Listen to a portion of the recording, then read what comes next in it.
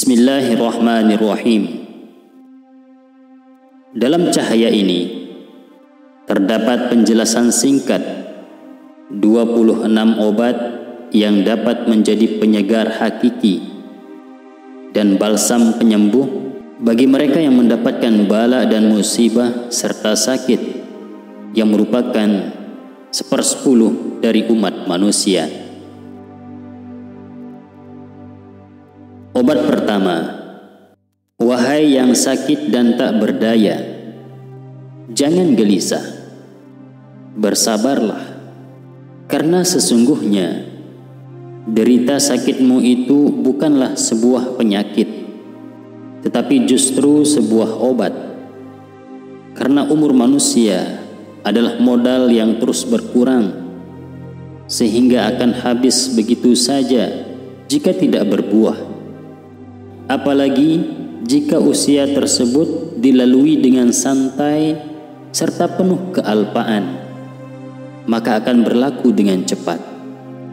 Dengan demikian, sakit tersebut dapat menghasilkan keuntungan yang besar bagi modal hidup tersebut dan tidak mengizinkan usia berlalu begitu saja dengan cepat.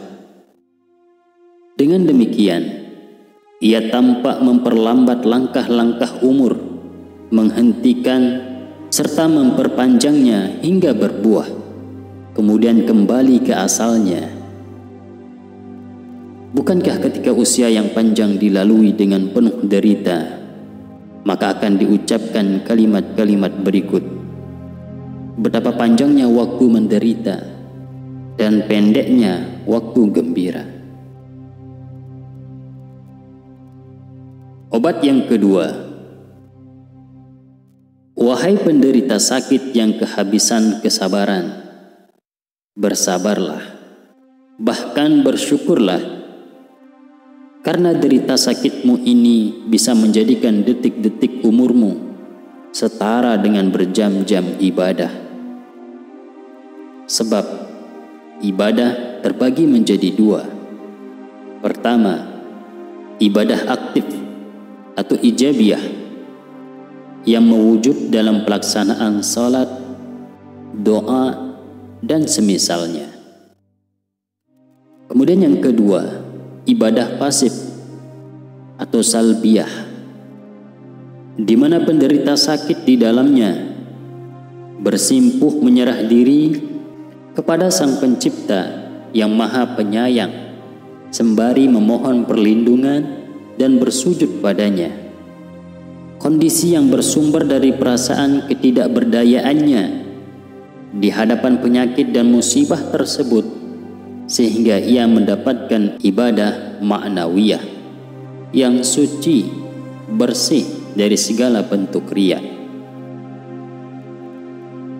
Memang benar bahwa terdapat riwayat sahih yang menyatakan bahwa umur yang dilalui dengan derita sakit dianggap ibadah bagi orang mukmin, dengan syarat tidak mengeluh dan putus asa.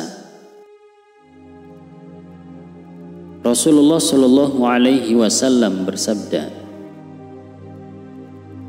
jika Allah menguji seorang hamba muslim dengan suatu cobaan di badannya, Allah Subhanahu wa Ta'ala berfirman, catat amal solehnya, dan sesungguhnya jika Allah menyembuhkannya, maka Allah Subhanahu wa Ta'ala memandikan dan membersihkannya, dan jika Allah memanggilnya pulang, maka Allah memaafkan dan merahmatinya.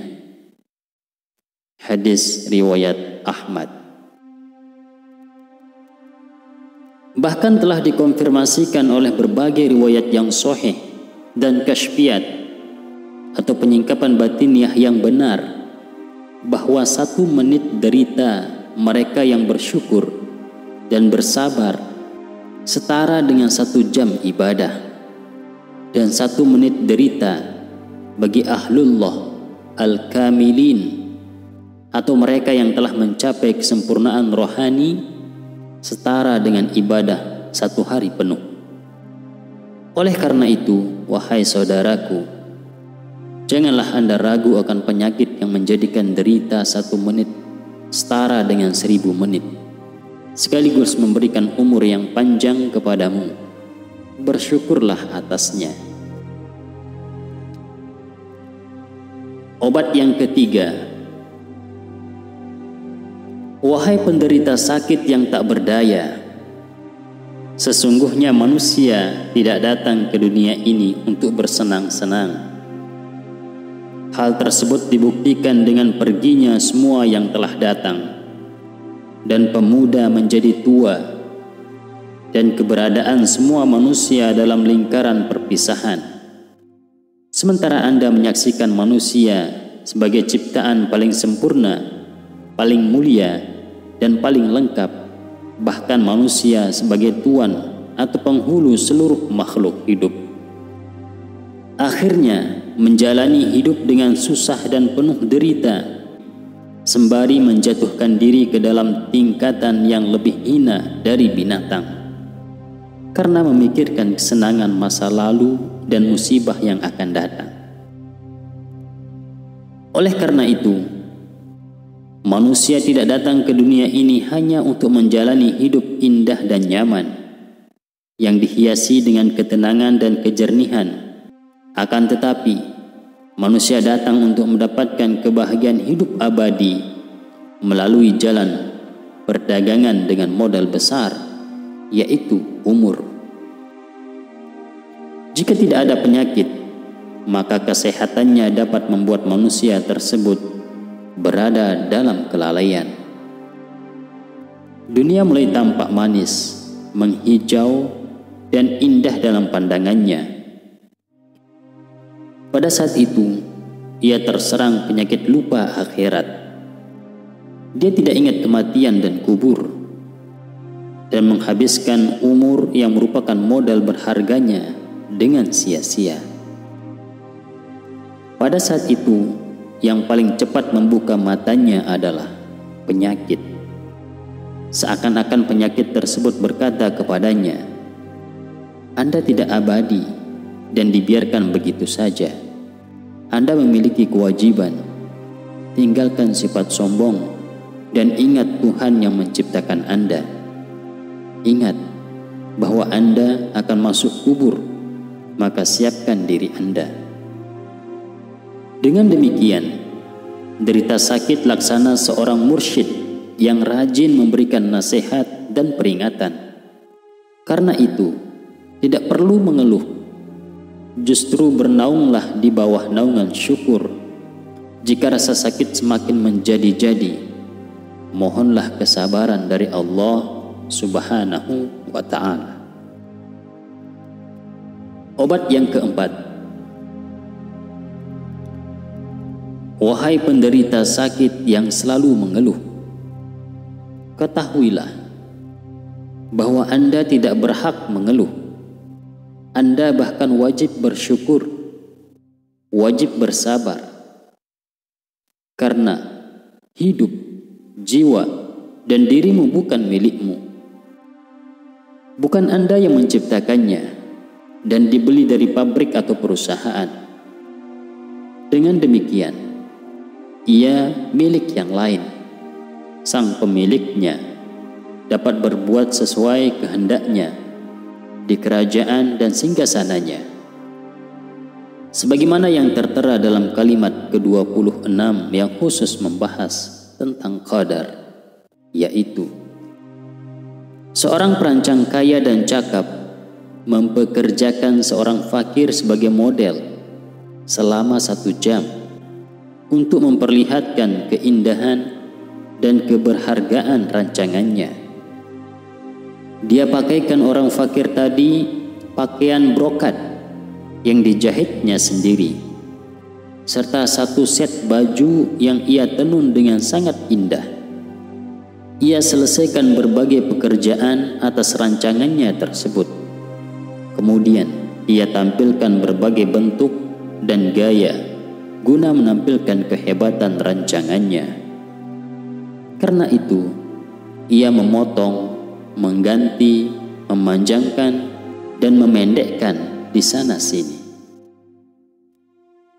Bagaimana pendapat Anda?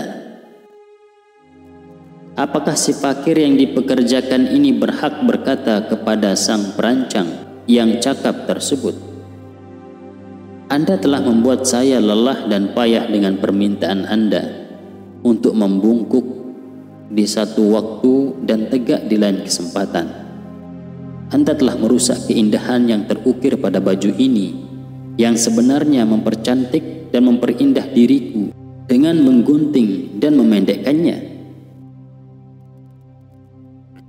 Demikianlah halnya pada Sang Pencipta yang Maha Mulia, Allah Subhanahu wa Ta'ala, dan hanya untuk Allah Subhanahu wa Ta'ala perumpamaan tertinggi yang telah memberikan pakaian jasad kepada Anda, wahai penderita sakit, dan melekatkan panca indera nuraniyah seperti mata, telinga, dan akal.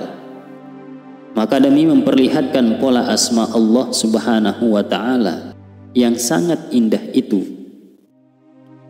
Ia pergilirkan berbagai kondisi dan situasi atas diri Anda, sehingga seperti halnya Anda mengenal namanya Ar-Razzaq yang Maha Pemberi rezeki, dengan menelan pahitnya rasa lapar, maka Anda juga akan mengenal nama Allah Subhanahu wa Ta'ala Asy-Syafi yang Maha Penyembuh melalui derita sakitmu itu. Kemunculan sebagian Asmaul Husna melalui sakit dan berbagai musibah mendemonstrasikan adanya kilasan hikmah dan pancaran rahmat serta cahaya keindahan.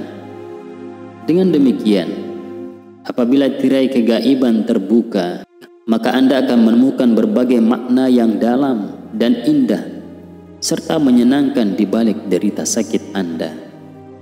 Semua itu yang terdapat di balik tirai derita sakit Anda. Obat yang kelima. Wahai orang yang mendapat cobaan dengan derita sakit, melalui pengalaman saya di zaman ini, saya telah membuktikan bahwa derita sakit yang dialami oleh sebagian manusia adalah bentuk kemurahan, hadiah ilahi, dan anugerah rahmani bagi sebagian manusia. Sebagaimana sabda Rasulullah Sallallahu Alaihi Wasallam, barang siapa yang Allah kehendaki kebaikan atas dirinya, maka tentu Allah menimpakan musibah kepadanya. Selama 8 atau 9 tahun, beberapa pemuda menemuiku karena sakit mereka, dengan harapan saya mendoakan kesembuhan mereka, sesuatu yang bukan merupakan keahlian saya. Kemudian saya memperhatikan bahwa mereka yang menderita rasa pedih banyak bertafakur dan mengingat akhirat, serta tidak mabuk kelalaian masa muda. Bahkan sampai tingkat tertentu, derita sakit tersebut dan menjaga diri mereka dari syahwat hewani. Saya mengingatkan mereka bahwa sesungguhnya saya senantiasa melihat derita sakit tersebut, termasuk kemampuan mereka menahannya, merupakan kebaikan ilahi dan anugerah darinya yang maha suci. Karenanya saya berkata, saudaraku, saya tidak bermusuhan dengan derita sakitmu ini, maka deritamu tidak menimbulkan saya rasa kasihan kepadamu yang membuat saya merasa perlu mendoakan kesembuhan darimu. Berusahalah menghias diri Anda dengan sifat sabar dan kukuh dalam menghadapi derita sakit, sampai Anda mendapatkan kesadaran jika sakit tersebut telah menyelesaikan tugasnya, maka Allah Subhanahu wa Ta'ala, Sang Pencipta yang Maha Penyayang, akan menyembuhkan Anda. Saya juga berkata kepadanya, sebagian orang sepertimu selalu mengguncang bahkan menghancurkan kehidupan abadinya demi menikmati kesenangan lahiriah sesaat dari kehidupan dunia. Dan itu disebabkan tenggelamnya mereka dalam sifat lupa zikir yang berasal dari cobaan kesehatan.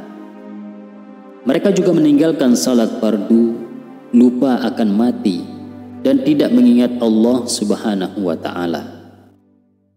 Sementara lewat derita sakit itu, Anda melihat kuburan yang akan menjadi rumahmu, yang pasti Anda tempati. Anda juga akan melihat tingkatan-tingkatan ukhrawiyah yang lain di baliknya. Karena itu, Anda akan bergerak dan melangkah sesuai dengan hal tersebut. Dengan demikian, derita sakitmu merupakan kesehatan bagimu, dan kesehatan yang dirasakan oleh sebagian orang seusia Anda merupakan penyakit bagi mereka. Obat keenam. Wahai penderita sakit yang selalu mengeluh akibat rasa sakit, saya selalu meminta Anda untuk mengingat kembali masa-masa yang telah berlalu, mengingat kembali hari-hari lalu yang indah dan menyenangkan dalam umur Anda, serta waktu-waktu genting dan menyakitkan di dalamnya. Maka tidak diragukan lagi bahwa Anda akan berkata, "Oh," atau "ah." Artinya, boleh jadi Anda menarik napas sembari berkata, "Alhamdulillah" dan "Terima kasih ya Allah." Atau Anda berdesah seraya berkata, "Wah, rugilah rasanya. Aduh, kenapa bisa begini jadinya?" Kemudian ingatlah bagaimana rasa sakit dan derita yang Anda alami tadi tatkala terlintas dalam pikiran Anda akan kelezatan maknawi, sehingga hatimu bergelora dengan Alhamdulillah dan puji syukur baginya. Sebab sirnanya rasa sakit itu dapat melahirkan dan mewujudkan kelezatan serta perasaan gembira. Dan apabila rasa sakit dan derita tersebut telah pergi, maka kondisi tersebut akan meninggalkan kelezatan maknawi dalam roh, yang dengan terbetiknya hal tersebut dalam hati dan keluarnya dia dari tempat persembunyiannya akan mengalirkan kesenangan dan kegembiraan serta untaian puji dan syukur. Sedangkan kondisi kenyamanan dan ketenangan yang telah Anda lalui membuat Anda berkata, "Wah, aduh, wah, alangkah ruginya." Daripada menanamkan rasa sakit yang bersifat abadi saat yang sama juga dalam rohmu. Rasa sakit tersebut muncul ketika Anda berpikir tentang lenyapnya kelezatan-kelezatan tersebut. Oleh karenanya, akan terus berlangsung kelezatan satu hari yang tidak disyariatkan. Terkadang membuat manusia merasakan penderitaan batin sepanjang tahun. Sedangkan derita sakit satu hari saja akan memberikan kelezatan batin selama berhari-hari, lebih dari kenikmatan lepas dari kondisi tersebut. Maka ingatlah dengan baik hasil derita sakit temporer yang Anda rasakan, dan pikirkan pahala yang diharapkan yang terus membesar akibat berulangnya derita sakit tersebut. Karena itu, hendaklah selalu bersyukur dan jangan pernah mengeluh, serta katakanlah, "Wahai fulan, segala bentuk derita akan sirna juga." Obat keenam. Wahai saudaraku, yang gelisah karena sakit akibat mengingat manis dan lezatnya dunia. Kalaulah dunia ini benar-benar abadi, kematian benar-benar tiada, pahitnya angin perpisahan dan kefanaan berhenti menghembus mulai sekarang, dan musim dingin maknawi tak lagi datang karena telah terisi oleh penderitaan, maka saya tentu masuk ke dalam barisanmu dan meratapi keadaanmu bersama-sama Anda. Sayangnya, dunia ini akan mengusir kita dan berucap, "Ayo keluarlah," sembari menutup telinga dari teriakan minta pertolongan kita. Oleh karena itu, sebelum dunia ini mengusir kita, maka sebaiknya kita terlebih dahulu menghindari cinta dunia dengan cara memperbanyak mengingat derita sakit. Sebelum dunia itu melepaskan kita, kita yang meninggalkan secara batiniah. Memang benar, rasa sakit akibat mengingat berbagai makna lembut dan mendalam ini akan membisikkan relung hati Anda. Sesungguhnya tubuh Anda bukan terdiri dari baja atau besi, tetapi justru dari beraneka ragam benda disusun dalam diri Anda. Sangat cocok dan sangat mudah sekali untuk diporak-porandakan sekarang. Maka dari itu, tinggalkan sifat sombongmu dan ketahuilah sifat lemahmu, dan kenalilah pemilikmu. Pahami kewajibanmu dan pelajari apa hikmah dan tujuan kedatanganmu ke dunia. Kemudian, selama keindahan dan kelezatan dunia tidak akan abadi, khususnya jika tidak syar'i, maka kelezatan tersebut menjadi penyakit bagi diri dan mengakibatkan dosa. Janganlah Anda menangis karena tidak merasakan kelezatan itu akibat derita sakit. Akan tetapi, renungkan makna ibadah maknawi yang dikandung penderitaanmu itu, serta pahala ukhrawi yang disembunyikan oleh derita sakit tersebut, dan berusahalah semampu mungkin untuk mendapatkan rasa yang suci bersih itu. Obat ketujuh. Wahai penderita sakit yang kehilangan nikmat kesehatan, sungguhlah derita sakitmu itu tidak akan menghilangkan kelezatan nikmat ilahiyah yang dirasakan saat sehat. Tetapi sebaliknya, derita sakit itu akan membuatmu merasakan, memperindah, dan menambahkan nikmat tersebut.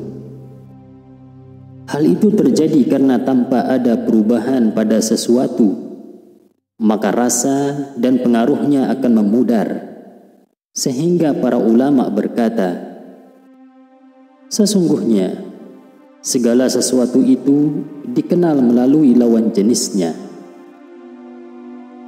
Innamal asya'u ta'rifu bi'adadiha. Sebagai contoh,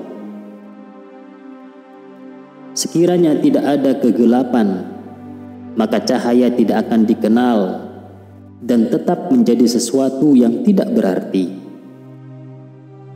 Sekiranya rasa dingin tidak ada, maka tidak akan dikenal rasa panas dan akan tetap menjadi hal yang tidak bernilai. Sekiranya rasa lapar tidak ada, maka makan tidak akan memberikan kelezatan dan keindahannya. Sekiranya bukan karena panasnya perut, maka kita tak akan merasakan nikmatnya minum air. Dan sekiranya penyakit tidak ada, maka rasa sehat tidak memberikan kelezatan. Pada saat Sang Maha Pencipta yang Maha Bijaksana ingin menjadikan manusia merasakan segala bentuk anugerah kebaikan dan nikmatnya agar selalu bersyukur, maka Allah Subhanahu wa Ta'ala telah merancang dan menyediakan begitu banyak alat dalam dirinya agar manusia dapat merasakan ribuan bentuk nikmat-nikmatnya. Oleh karena itu, Dia harus menurunkan derita sakit kepada hambanya, seperti Ia diberikan kesehatan dan kekuatan kepada mereka. Saya bertanya kepada Anda, sekiranya bukan derita sakit yang menimpa kepala, tangan, dan perutmu, apakah Anda masih mampu merasakan kelezatan yang tersirat di balik rasa sehat yang telah dibentangkan bayangannya di atas kepala atau tangan atau perut Anda? Dan apakah Anda mampu mensyukuri nikmat ilahi yang diwujudkan oleh nikmat-nikmat tersebut? Justru yang biasanya terjadi pada diri Anda adalah lalai bersyukur atau menjalani umur yang sehat tersebut dengan penuh dosa. Obat ke-8. Wahai penderita sakit yang selalu mengingat akhiratnya, sesungguhnya derita sakitmu itu mempunyai efek seperti sabun, membersihkan kotoran badanmu, menyapu dosa-dosamu, dan membersihkan kesalahan-kesalahanmu. Bahkan derita sakit itu penghapus dosa dan kemaksiatan yang telah dikonfirmasikan, sebagaimana yang terdapat dalam sebuah hadis sahih yang artinya, tidak seorang pun muslim yang kena musibah melainkan Allah Subhanahu wa Ta'ala telah menggugurkan kesalahan-kesalahannya atau memaafkan dosa-dosanya, seperti halnya dedaunan pohon yang berjatuhan. Dosa merupakan penyakit-penyakit bersifat abadi di kehidupan kelak. Di dunia ini, dosa tersebut merupakan penyakit maknawi dalam hati, perasaan, dan ruh. Karena itu, apabila Anda sabar dan tidak mengeluh, maka Anda telah menyelamatkan diri sendiri lewat derita sakitmu itu dari berbagai penyakit abadi. Akan tetapi, jika Anda tak pernah mengingat dosa, melupakan akhirat, mengacuhkan Tuhan, maka saya tegaskan bahwa Anda menderita penyakit yang sangat berbahaya, 1.000.000 kali lebih berbahaya dan merusak dibandingkan derita sakit temporer Anda itu. Karena itu, mohonlah pertolongan. Sebab hati, ruh, dan jiwa Anda terikat dengan apa yang ada di dunia. Ikatan-ikatan yang ditebas oleh pedang perpisahan dan kefanaan tersebut meninggalkan luka yang dalam. Khususnya, jika Anda tidak mengetahui akhirat, maka Anda akan membayangkan kematian sebagai ketiadaan abadi, seolah Anda berada dalam keadaan terluka dan memar. Wujud Anda menderita sakit yang amat parah.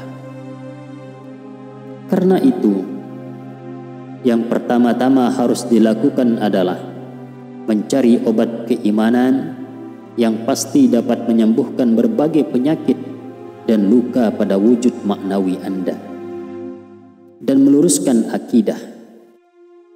Ketahuilah bahwa jalan tercepat mendapatkan obat tersebut adalah melalui jendela ketidakberdayaan dan kelemahan, dan terbuka dengan terkoyaknya tirai oleh derita sakit.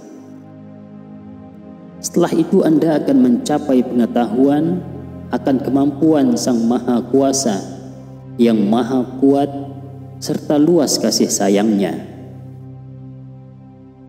Benar, orang yang tidak mengenal Allah Subhanahu wa Ta'ala akan memikul kekhawatiran dan musibah seluas dunia beserta isinya. Sedangkan orang yang mengenal Tuhan Dunianya akan selalu penuh dengan cahaya serta kebahagiaan maknawi yang dirasakannya melalui kekuatan iman, sesuai dengan tingkatan yang dimilikinya. Memang, rasa sakit dari penyakit fisik yang parsial itu akan mencair dan menghilang di balik derasnya kegembiraan maknawi serta kelezatan kesembuhan yang lahir dari iman. Obat ke-9. Wahai penderita sakit yang beriman kepada Allah Sang Pencipta, penyebab rasa sakit, ketakutan, dan kekhawatiran yang bersumber dari rasa sakit, karena terkadang penyakit tersebut merupakan sarana kematian yang secara lahir dan dalam pandangan orang yang lalai. Kematian merupakan sesuatu yang mengerikan. Karena itu, penyakit yang menyebabkan kematian merupakan sumber rasa takut dan kecemasan. Maka sadarilah bahwa pertama, ajal merupakan takdir yang tidak bisa diubah. Seringkali terjadi, orang yang menangisi mereka yang sakit parah justru meninggal terlebih dahulu, padahal mereka sedang dalam kondisi sehat walafiat, dan yang sakit menjadi sehat dan terus hidup. Yang kedua, pada dasarnya mati itu tidak menakutkan seperti yang kita bayangkan. Hal tersebut telah kami tegaskan berulang kali dalam berbagai risalah dengan isyarat cahaya Al-Quranul Karim, bahwa dalam pandangan orang mukmin, kematian merupakan berakhirnya beban tugas kehidupan. Kematian juga merupakan pembebasan dari kondisi ubudiyah yang merupakan pendidikan serta latihan di medan cobaan dunia. Ia juga merupakan sarana untuk bertemu kembali dengan 99 kekasih dan saudara yang telah pergi ke alam akhirat. Juga sebagai perantara untuk memasuki daerah domisili hakiki dan tempat abadi untuk kebahagiaan selamanya. Kematian merupakan panggilan untuk pindah dari penjara dunia menuju kebun serta taman surga. Kematian merupakan peluang wajib demi menerima imbalan tugas pelayanan yang telah dilakukannya. Imbalan tersebut tercurah dari gedung rahmat Allah Sang Pencipta yang Maha Penyayang. Selama semua yang disebutkan di atas merupakan esensi kematian dari segi hakikat, tidak seharusnya kita memandangnya sebagai sesuatu yang menakutkan. Sebaliknya, kita harus menganggap hal tersebut sebagai indikasi awal dari rahmat dan kebahagiaan. Sampai-sampai sebagian dari para ahlullah atau para wali Allah takut mati bukan karena kematian itu sendiri, tetapi karena keinginan mereka untuk mendapatkan lebih banyak lagi kebajikan dan kebaikan melalui tugas kehidupan dunia. Benar, sesungguhnya mati itu menurut orang beriman adalah pintu rahmat ilahi, dan menurut orang sesat adalah sumur gelap dengan kegelapan yang sifatnya abadi. Obat ke-10. Wahai penderita sakit yang tak perlu selalu gelisah. Sebenarnya Anda gelisah karena tertekan derita sakit. Sadarilah bahwa kegelisahanmu itu justru membuatmu semakin sakit. Jika Anda ingin meringankan deritamu, berusahalah sekuat tenaga untuk tenang. Artinya, renungi dan pikirkan faedah dan pahala derita sakit itu, serta berlalunya dengan cepat. Cabutlah seluruh akar kegelisahan tersebut dari dalam dirimu. Sebenarnya, kegelisahan atau kekhawatiran tersebut yang melipat gandakan derita sakitmu. Karena di bawah tekanan penyakit fisik, kegelisahan tersebut menularkan penyakit maknawi di dalam hati, sehingga penyakit fisik terus ada dengan bersandar kepadanya.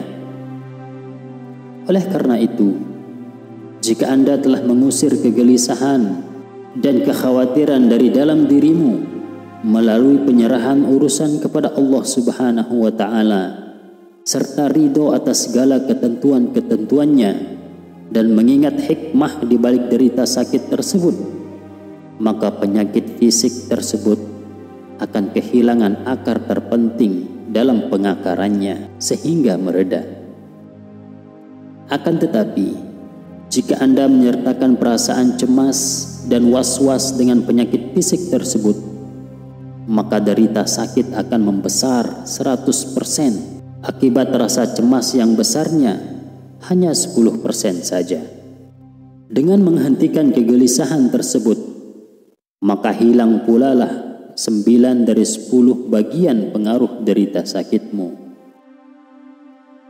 Sebagaimana kegelisahan melipat gandakan derita sakit, maka kegelisahan tersebut membuat sang penderita seakan menuduh hikmah ilahi, sekaligus mengkritik rahmat ilahi dan mengeluhkan Tuhannya, Sang Pencipta yang Maha Penyayang. Sebab itulah penderita sakit akan dididik dengan teguran-teguran rahmat, berbeda dengan apa yang diinginkannya, yang membuat sakitnya semakin menjadi. Karena sebagaimana syukur menambah nikmat ilahi, maka demikian pula keluhan yang membuat derita sakit dan musibah itu semakin menjadi-jadi. Demikianlah kegelisahan dan kekhawatiran pada dasarnya adalah penyakit. Obatnya adalah mengetahui hikmah dan faedah sakit. Hapus kegelisahanmu itu dengan balsam tersebut di atas, dan selamatkan dirimu, dan katakanlah Alhamdulillah atas segala-galanya, sebagai ganti rintihan, aduh, sakit. Obat ke-11. Wahai penderita sakit yang kehabisan kesabaran, walaupun derita sakit itu telah memberikan rasa sakit, sesungguhnya pada waktu yang sama, ia mendatangkan kelezatan maknawiyah dari kesembuhan Anda atas sakit sebelum ini, disertai kelezatan ruhiyah yang muncul dari pahala sakit tersebut, sehingga zaman mendatang, bahkan sesaat setelah ini, tidak lagi menanggung sakit, dan tidak diragukan lagi bahwa rasa sakit itu tak akan mungkin ada tanpa ada sebab. Jika tak ada rasa sakit, tak ada kegelisahan dan keluhan. Namun, karena Anda membayangkan dengan khayalan yang salah, maka kegelisahan mendatangimu. Padahal, dengan berlalunya masa derita sakit fisik, maka lenyap pula rasa pedih yang menyertainya. Dan pada akhirnya, pahala sakit disertai dengan kelezatannya muncul. Maka, suatu kebodohan, bahkan ketidakwarasan, jika Anda masih mengingat derita sakit yang lalu dan menderita karenanya. Akhirnya, karena tindakan tersebut, Anda kehabisan kesadaran pada waktu di mana seharusnya Anda tenang dengan kepergian penyakit tersebut dan gembira dengan pahalanya. Hari-hari di masa depan belum lagi tiba, maka apakah bukan sebuah kebodohan jika dari sekarang Anda menyibukkan diri untuk memikirkan hari yang belum tiba dan memikirkan sakit yang belum turun dan penderitaan yang belum terjadi?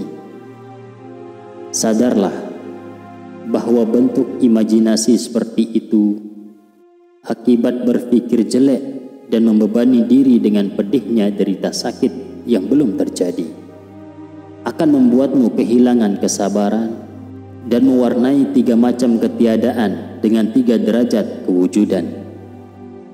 Apakah ini bukan suatu tindakan yang gila?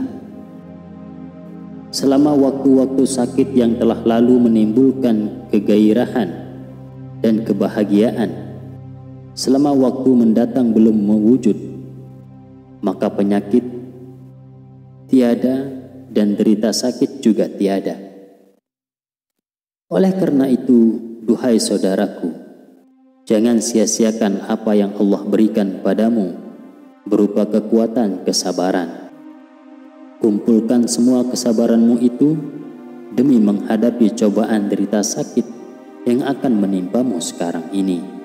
Dan katakanlah, ya Sabur, yang maha penyabar, dan pikul semua cobaan dengan penuh kesabaran. Obat ke-12. Wahai penderita sakit yang tidak bisa melaksanakan ibadah dan wirid-wiridnya dikarenakan cobaan derita sakit, dan duhai orang yang menyesali ketidakmampuannya, ketahuilah bahwa telah ditegaskan dalam hadis mulia yang maknanya,